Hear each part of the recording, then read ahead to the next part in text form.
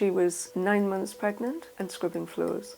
The state had a very large hand in this. What happened to women, to mothers and to those children is a stain on our country. I love that photo. That's me with my mum, and it's a happy picture. Chrissie was born in an institution for unmarried mothers in Newcastle in the 1960s. It was called Hopedene, a place with a harsh reputation. My mum remembers she was scrubbing the floors. You know, she was 9 months pregnant and scrubbing floors. And she got this backache and thought, oh, you know, that's uncomfortable. But actually she was in labour. Her mother Jean wasn't given any pain relief and gave birth prematurely at this former Salvation Army home. Chrissie was supposed to have been adopted, but she says her mother was told she could keep her on the condition she worked here, despite having no medical training. We stayed at Hopedene for the first 2 years of my life, and my mum delivered babies to, I guess, work.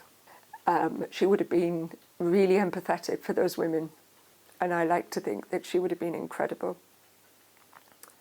But the flip side is, if something went wrong, to be in that position and not really to know what you're doing is horrendous. Things did go wrong for so many of those babies. Last month, ITV News discovered that nearly 70 babies who died at Hopedene are buried in mass, unmarked graves nearby.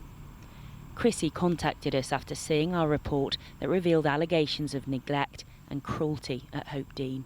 It's almost like those lives, those little lives that were coming into the world, did they matter as much? You know, the level of medical care, it's almost like they didn't necessarily deserve that. From Newcastle to here in Merseyside, these church and state-run institutions are in almost every town, every city across Britain. This is once where unmarried women from across Liverpool were sent to have their babies in secret and were later pressured to put them up for adoption.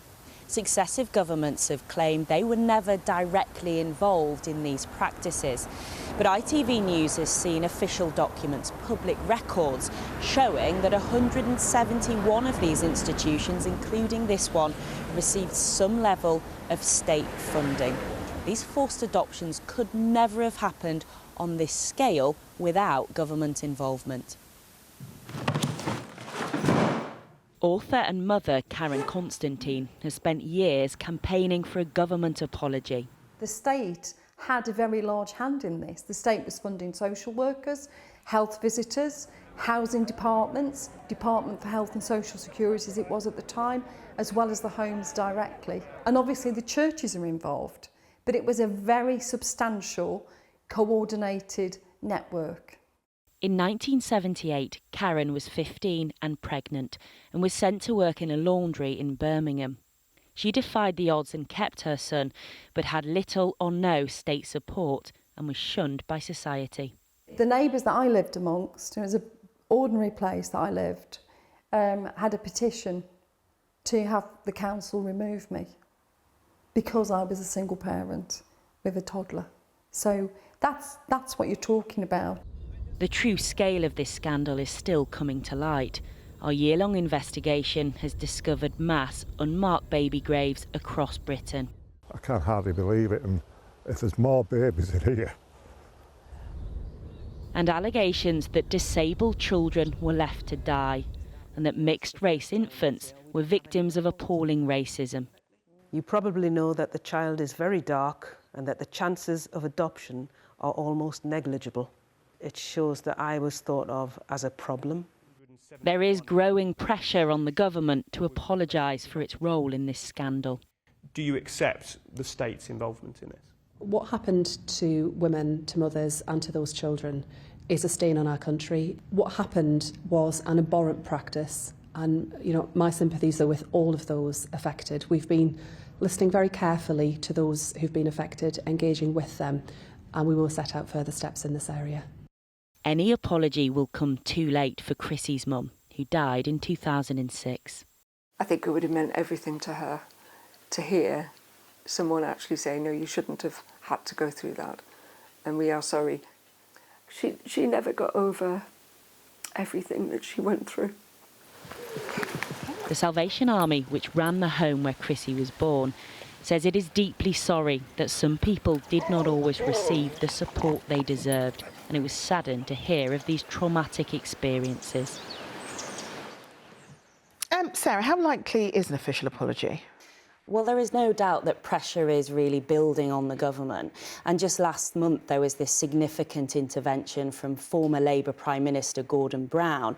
He told me in an exclusive interview that the government should apologise in the Commons this autumn for what he described as a terrible tragedy. He also told me that he's been in direct contact with the Department of Education, which is leading on this issue, to raise these concerns.